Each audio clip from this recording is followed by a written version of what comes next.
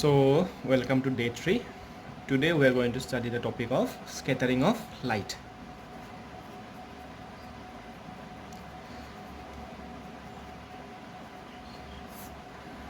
So, by scattering, we will simply understand it going randomly or going here and there.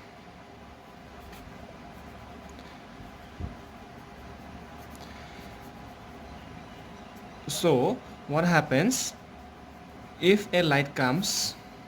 Let us say there are three rays coming parallel and they are touching a surface. Let us say this is a mirror. Okay, let's draw the diagram which we got in class 8, not this. Three rays coming and touching a parallel surface, three rays parallel and coming and touching a rough surface.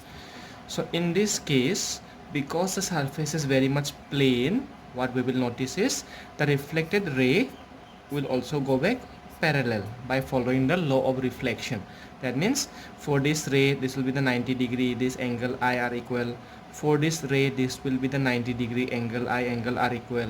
For this ray, this will be the 90 degree, angle I, angle R will be equal. So what we see is when the surface is smooth or plane, what happens is the ray of lights or the parallel rays are reflected parallelly. However, in this case, because the surface is rough, the 90 degree will not fall like this, but it will fall on a boundary, maybe like this will be maybe like this, and this one somewhat like this. That time it will go in such a way that angle I, angle R are equal. Sorry, this should go somewhere this side. This will go somewhere this side because angle I, angle R equal, and this will go in this way, angle I, angle R will be equal. So what we notice here is when the light touches a rough surface, they go around in every direction. They were parallel rays, they were also parallel rays, but here parallel became parallel, here parallel went in other directions, and that is what we call as scattering of light. So one main important thing to understand here is this is a mirror, you are standing here. This is a wall, you are standing here. You're holding a torch, let us say.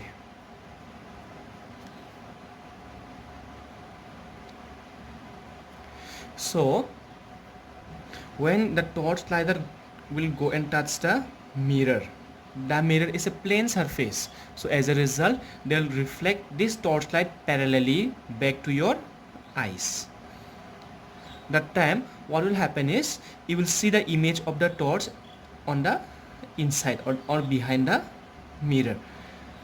Here if it's a very good quality, high quality mirror, you will not even notice the mirror at all, because when all the light get reflected back parallelly, we do not see the surface from where it's getting reflected, but we see the source from where the light was coming.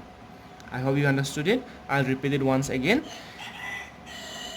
When all the parallel rays coming from a source are reflected back in parallel way, we say that it is not scattering the light, and whenever it is not scattering, the surface that was reflecting the light will be invisible.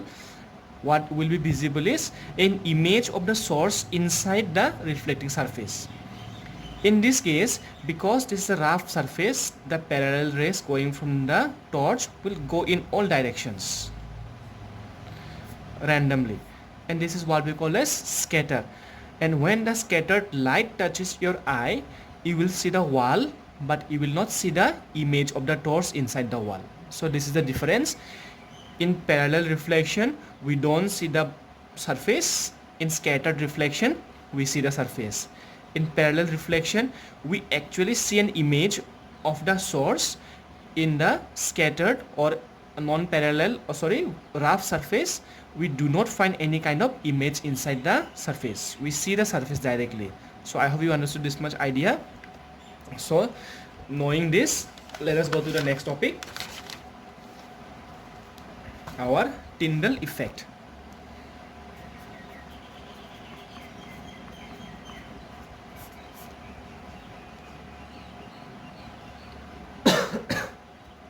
So for Tyndall effect, our scientist Tyndall, he discovered this effect. What happened here is, suppose whenever a small beam of light comes through a small hole, maybe a hole on the wall or somewhere, a small hole, so beam of light is coming. Then what happens if there are dust particles in between here? Let's magnify it. Let's say here 2, 3, 4 and 5 rays are going. Actually it should be wave, so no matter what, let us say the dust particles are maybe this much big in size.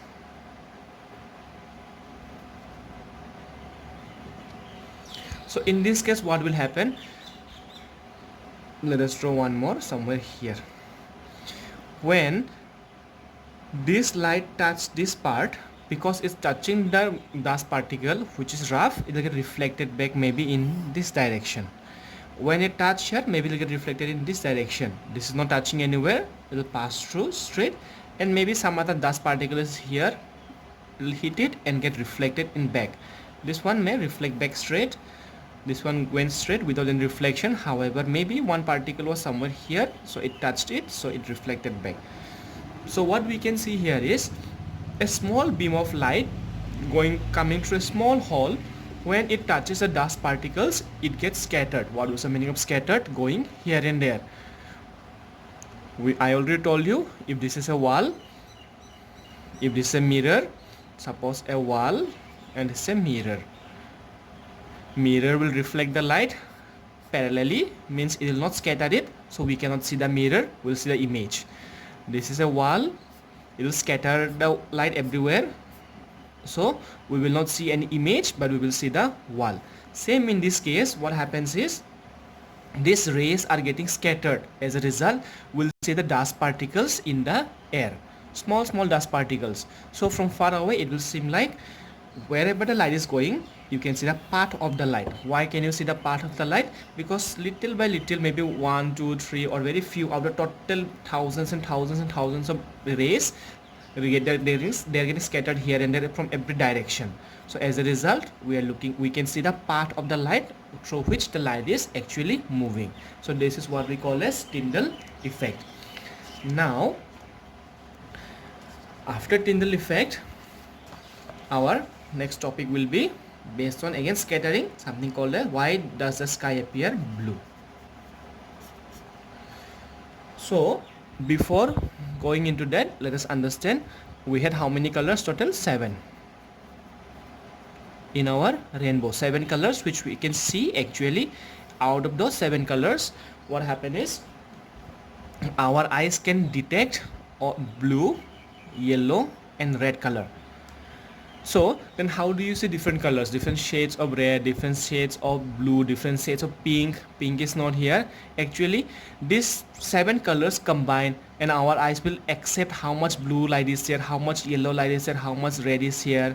Accordingly our brain adjusts and thinks, okay, there are lots of red, little less yellow, maybe it will be somewhere orange, maybe there are lots of yellow, lots of blue, no red, okay, then that may be green. So this is how our brain will detect it. So what we see is our eyes have got receptors for blue color, yellow color and red color. Out of those, our eye can detect yellow the most. This is why our school buses or any signboard given in the roadside, they are mostly yellow color, so that they can be noticed from far away. Okay, you are going somewhere, you see a yellow color, okay, that means that's a school bus. Suppose taxi is coming by, you want to go somewhere, yellow color taxi, okay, so you can easily detect it. So yellow is the most easily detected color by our eyes, blue and red next. So secondly, suppose you are wearing a blue color t-shirt. How do you know that it is blue? Because light is coming from the sun, all the 7 colors, VIBGYOR. This t-shirt will absorb all the colors except blue color. It will reflect the blue color. As a result, when you see this side, you will see that it is blue. You're wearing white color, this is a white color page. What is it doing? It is reflecting all the lights, all the 7 colors. So you will see it white. Suppose there's a black color somewhere, this is the black. What is it doing? It is absorbing all the light, no light is getting reflected, so our brain thinks, okay, this is what black color. So this is how color vision occurs in our eyes. So let us now see why does the sky appear blue in color. So before doing that, let us just remember 2 things. that light always travel in the form of a wave. Different colors have different wavelength. We learned that violet have the shortest wavelength and red had the longest wavelength of whom? Of all the 7 colors. And we learned that violet shortest, so it is bending the most out of the 7, and red was the longest, so it was bending the least. Same goes for scattering. Violet color shortest wavelength, most scattering. Red color longest wavelength, so least scattering. Just like bending or refraction. So let us see how that works. Suppose this is the earth and this is the atmosphere and our sun is somewhere here. So let me draw the 7 colors. I'll not draw all the 7. I'll just consider red and orange. I'm ignoring it. Maybe yellow in between. After yellow, who comes? Green I'm ignoring it. Then blue. After blue, indigo, and indigo, then let me do this is purple. So I'm drawing here 1 2 3 are missing here. I'm not drawing that. So what we see here is, out of this all the 7 colors, or let's say this 4 colors, who has the longest wavelength? Red. So red will get scattered the least. So most of the red light will come and touch your eye when you're standing here. Next, yellow color is of somewhere little medium wavelength, so it will get scattered, more scattering than the red but less scattering than the blue. So most of the yellow also will come and touch our eyes. Next goes same for the blue and for the violet. So what I'm trying to say here is, out of these 4 colors or the 7 colors which are in between, most of the red will come and touch your eye, and very less amount of violet will come and touch your eyes. I'm not saying all are getting scattered. Most of them are getting scattered. That means whatever light is coming and touching your eye consists of all the 7 colors. So that's why when you look up at the sun directly, the sun will appear what color? White color. You might have seen, if you look at the sun directly, the surrounding looks yellow but the center part looks bright white. This is the reason, because all the 7 colors are present. However, out of the 7 colors, very few violet are there and lots of red are there. Where are the remaining of the violet gone? They're getting scattered. They got distributed, or they were spread out here a little bit. Next, same for the blue. Blue also will get scattered but little less than the violet. Yellow, same, will get scattered but again less. And red will be the least scattered. Maybe 1 or 2 rays, or maybe 1%, 2% will get scattered. So what we can see here is, suppose one fellow is standing somewhere here and he's looking this side. Look here, he's not looking at the sun. Sun is on top, he's looking in the other side of the sun or surrounding of the sun. What will he notice? Some of red light will come and touch his eyes, some more yellow will come and touch his eyes, more blue will come and touch his eyes, and most violet will come and touch his eyes. So this area, he will look, what color will he notice? Because very few radius are almost nil, so he will see somewhere this color. However, out of violet and blue, which one we can detect? We can detect the blue color. So when you see this side, he will see most of the blue surrounding here and there. So as a result, what will he notice? He will notice the sky as blue in color.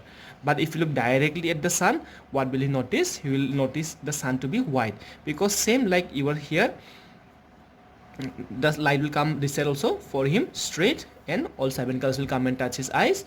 Out of the 7 colors, most of them will be red and few of them will be violet. So same for you also. If you look around here, if you look towards this side, you will see that everywhere what light is present, mostly violet, but we cannot detect violet. So next, which is the most easily we can detect and highest number that is getting scattered?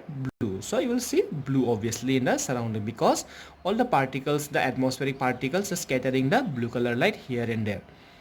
So I hope you understood this part. So now let us make you into an astronaut and send you in the space. So you're floating around here somewhere. So when you look at the sun, the ray will come from the sun. Obviously all the 7 colors will come. Between you and the sun there is no atmosphere, no air in between you, so nothing will get scattered. So when you look at the sun, you look at bright white and maybe yellow in the surrounding. What about if you see on the other side, somewhere here maybe? Just like you were looking at the sun once, sun was looking white, you were looking on the other side, surrounding was looking blue. So you're looking at the sun, it will look white. What about when you look at the surrounding? So here the light is going in this direction, in all direction, the sunlight is going in all direction, but these lights are not coming and touching your eyes. So you will see that from this area no light is coming and touching your eyes. So what will you notice? It black in color.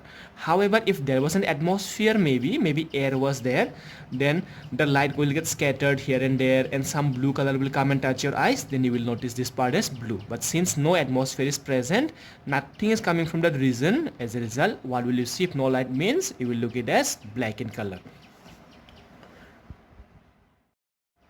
So let's look at that small experiment given in your figure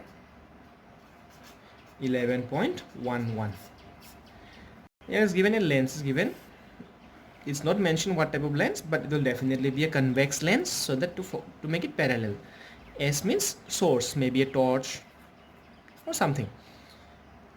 Here a beaker is taken having water with some compound called as sodium thiosulfate. Sodium thiosulfate will dissolve in water. Dissolve in water meaning what? It will form a solution. And we know whenever something form a solution, the particles are very small. They are so small that they cannot scatter a beam of light. Why cannot? Because actual light travels in the form of a wave. When the particles are too small, the light particles will simply move around them. If the particles are big enough, then there's a chance of them hitting them or getting reflected from that surface. So that's why we learn in class 9, because the particles are very small, light particles simply bend around it and they will not get scattered. However, if the particles are big enough, like maybe in a colloid or maybe in a suspension, that second two which we learn in class 9, they are big particles, so light particles can hit them and actually reflect from them. And when they reflect in all here and there scattered direction, we call it scattering of light. So here the water and sodium thiosulfate is forming a solution, so no scattering of light. Here a board is given with a hole so that the light will pass. Another lens is given here, and here S is given. S means screen. Sorry, here it's given M and N. S stands for source and M and N stands for screen. Screen means maybe a wall, maybe white paper, whatever will focus the light. So maybe it is a candle. Light is going in all direction. Some light, these two light, because of the focal length, they'll become parallel. Maybe these two, they will be parallel and going through the water, and some of them will maybe stop the hole, and someone who can pass through the hole will touch this ray and get reflected back. So let's focus in this ray. So this is a candle.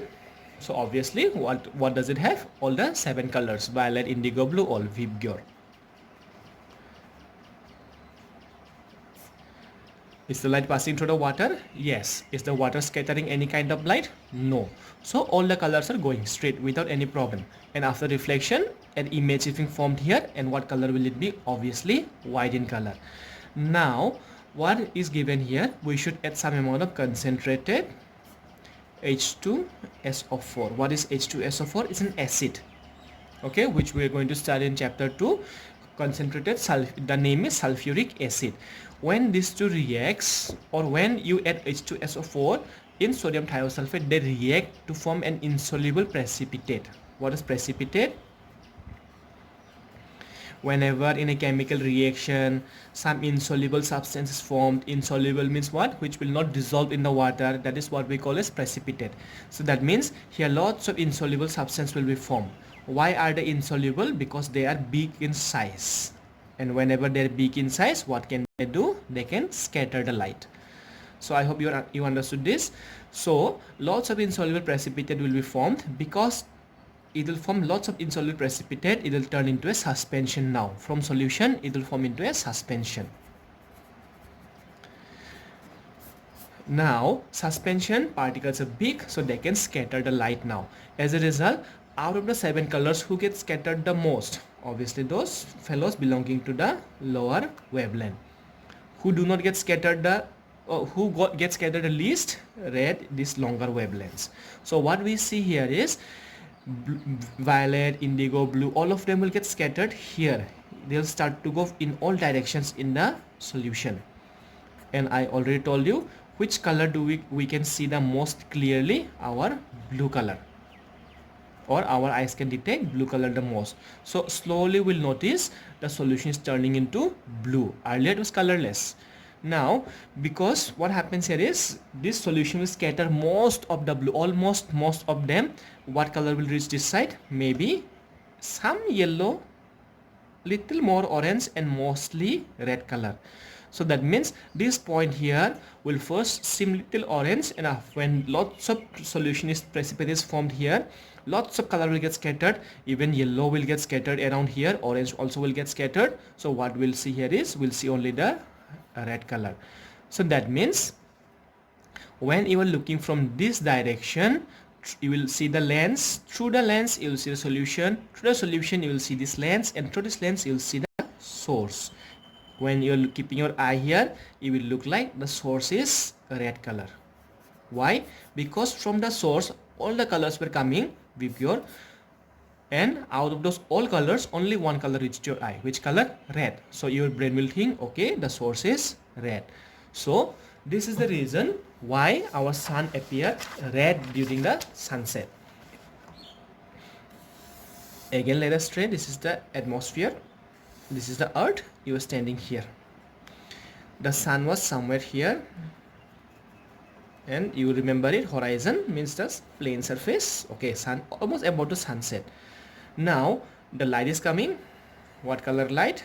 Vibgyor. White color. Light is coming. How much distance is it traveling? Maybe this much distance before touching your eyes through the atmosphere. In this much distance, is it a big amount of distance? No. So can it scatter all the shorter wavelengths? No. As a result, I already told you, still some amount of violet, indigo, blue will touch your eye. As a result, when you look directly at the sun, it will look to be white in color. Surrounding, okay, here and there everything getting scattered. Which colors getting scattered the most? Violet, and next is our blue, and we can detect blue the most, so we'll see blue color. However, when the sun is about to set, you can see here it travels a longer distance through the atmosphere. Longer distance meaning what?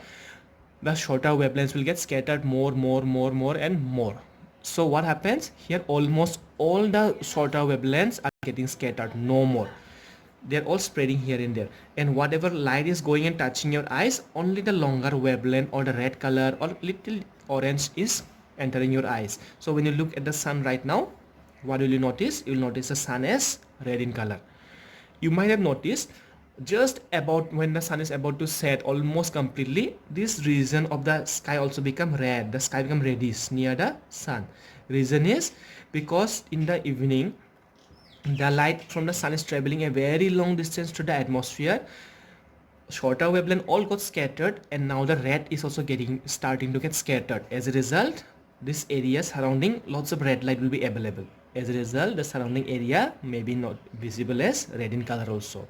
So this is why we see the sun red during our sunrise and sunset. Same in case of sunrise. In sunrise, it will travel a long distance to the atmosphere. So lots of almost all the shorter wavelength will get scattered, and only the longer wavelength such as the red will go and touch your eyes. So in all this topic, whenever we ask one question, which light or which color gets scattered the most, your answer should be violet. Then why does the sky not appear violet? Reason is our eyes cannot detect violet. Our eyes can detect blue. Next to violet, indigo gets scattered, which we cannot detect, and to the next, the most which getting scattered is blue. So sky will appear blue. So when the question comes, why does the sky appear blue, we always say one thing: it appears blue because the lights of shorter wavelength such as the blue We don't say light of the shortest wavelength indigo. We say shorter wavelength, meaning our violet, indigo, blue, and maybe little yellow they're involved. So you remember this much. So when writing, don't write that blue gets scattered the most. No, blue is not getting scattered the most, violet is getting scattered the most. So we have to write lights of the shorter wavelength such as the blue is getting scattered more, so we see the sky as blue. So I hope you will remember this much.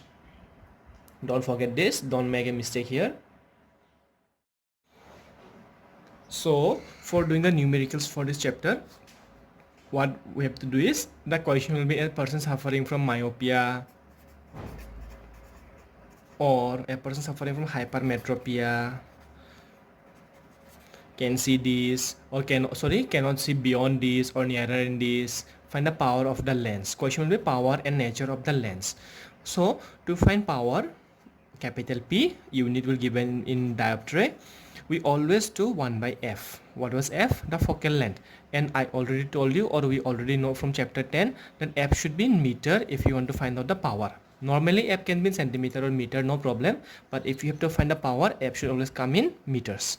So how do you find the value of f? By using the formula, lens formula, 1 by v minus 1 by u equals to 1 by f. So using this formula, we will find the power of the lens. Find the f first. Whatever value you get, if it's in meter, directly put in the formula. If that value is in centimeter, convert into meter and put in this formula. Now for nature of the lens, and second was nature of image. Image meaning, nature of image meaning whether it is erect, inverted, real, virtual. That is the nature of the image. Nature of the lens means directly concave or convex, or type of lens. So what we are going to do here is, our u value will always be minus 25 centimeter or minus infinity, and our v value will be the given, always given in minus. Thing is, if the question is given, a person suffering from myopia cannot see an object beyond 25 centimeter, beyond, let's say 1 meter, then that 1 meter value will be the v value. Suppose a person suffering from hypermetropia cannot see an object closer than 75 centimeter, then that 75 given will be our v value. Whatever question in the question, whatever value is given will be the v, or whatever it is said that he cannot see beyond this or in front this, that will be. Now u value will be either minus 25 or minus infinity. How will you know it?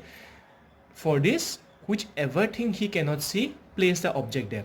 For myopia, it's nearsightedness, means he can see nearby, means he cannot far. So place the object at far. So u will be minus infinity. Hypermetropia, he is farsightedness, or he can see far away, he cannot see nearby. So place the object or u at nearby centimeter, and that is the near point, 25 centimeter. So I hope you understood it. How can you find the value of u? Whichever value he cannot see, place it there, either minus infinity or minus 25. Hypermetropia can see far away, he cannot see nearby, I'll place the object nearby. Myopia can see nearby, cannot see far away, I'll place the object at far away. And I already know u means object, v means image, and value will always be given using u and v. Find the value of f, and once you find the value of f, convert it into meters. After converting into meters, find the value of p. So now all of you can pause the video and go to our page number 198, question number 6. Let us try to do it. So right now you pause the video, open your books and read the question. So if this is done, let's continue.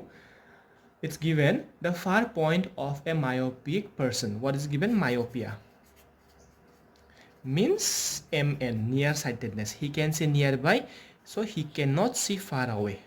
So I'll keep that fellow far away. 80 centimeter. I already told you whatever given value will be v value, 80 centimeter. Because this is centimeter, this also will be in centimeters. What is the nature and power of the lens? So to find the power, find the value of f. capital P equal to question mark, and nature of the lens, meaning what was it, type of the lens, so concave or convex. So let's do 1 by V minus 1 by U equals to 1 by F.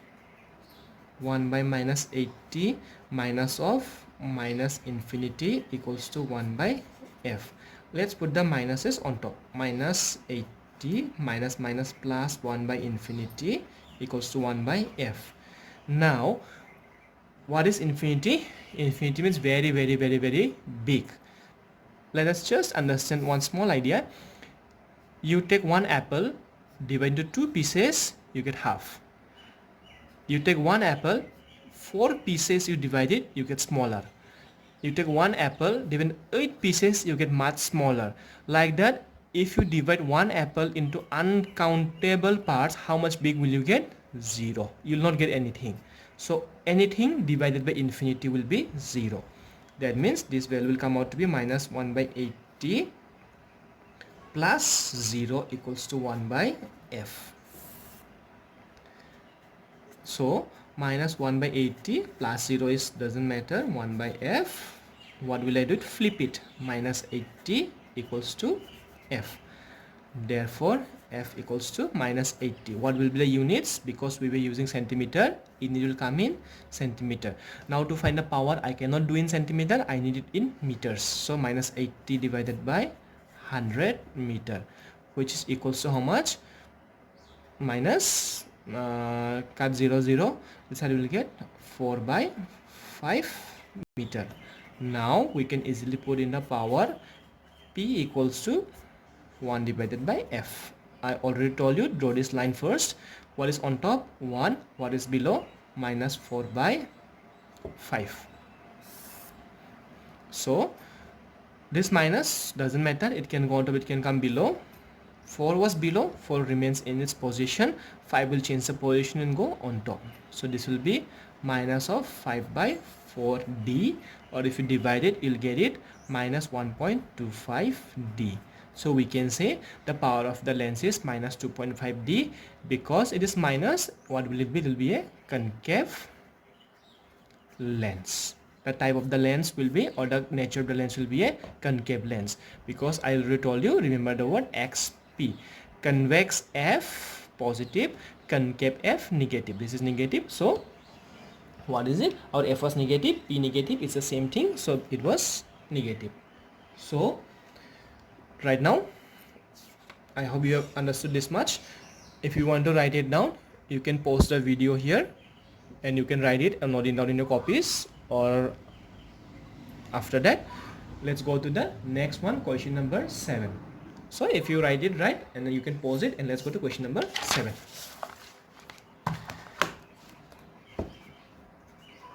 So given diagram part, it's given in the book. For hypermetropia you can correct it. So let's do the numerical part. The near point of a hypermetropia, it's given. Hypermetropia means farsightedness. Means he can see far away, so he cannot see nearby. So I'll place the object nearby. Minus 25 centimeter. I is 1 meter. Value given 1 meter. So V will be minus 1 meter. Now point is, one thing, U is given in centimeter, V is given in meter. So either you convert both of them into centimeters, or you convert both of them into meters. Let me make it this into meter. Minus 100 centimeter. So let's find the value of F, because the question is given what's the power of the lens required to correct this defect. So P equal to question mark. Nature is not asked, so you can in the end write concave or convex, or if you don't write, it's okay. So 1 by V minus 1 by U equals to 1 by F. What is the V value in centimeters? Minus 100. Minus 1 by minus 25 equals to 1 by F. You can do it otherwise. You can convert the centimeter into meters divided by 100. Don't change this. Then in the end you will get the F in meters directly. You can directly put in the power value. But I'm doing it in centimeter. I'll convert it back into meter afterwards. So let's put the minuses on top. Minus 1 by 100 minus minus plus 1 by 25 equals to 1 by F. minus 1 by 100 plus 1 by 25 equals to 1 by f, or LCM will be 100. This is minus 1 into 1 plus this is 1 into 25, 4 is 100, 1 by f, minus 1 plus 4 1s are 4 by 100 equals to 1 by f, or this will come out to be 3 by 100 equals to 1 by f, or if you flip both side, 100 by 3 equals to f. Therefore f equals to 100 by 3 centimeter equals to 100 by 3 into 100 meters. I converted it back into meter. So if you cancel it, what is on top? 1. So f will come out to be 1 by 3 meters. Now power equals to 1 by f. This is f value is 1 by 3. This 3 will change position and go on top. 1 will remain below, or 3d. Now because the f is positive or p is positive, it will obviously be a convex lens, and we already know to correct hypermetropia we have to use convex lens. So you can pause the video right now in this position and you can copy it if you want. So I hope you understood it. Thank you. Your chapter 11 is over.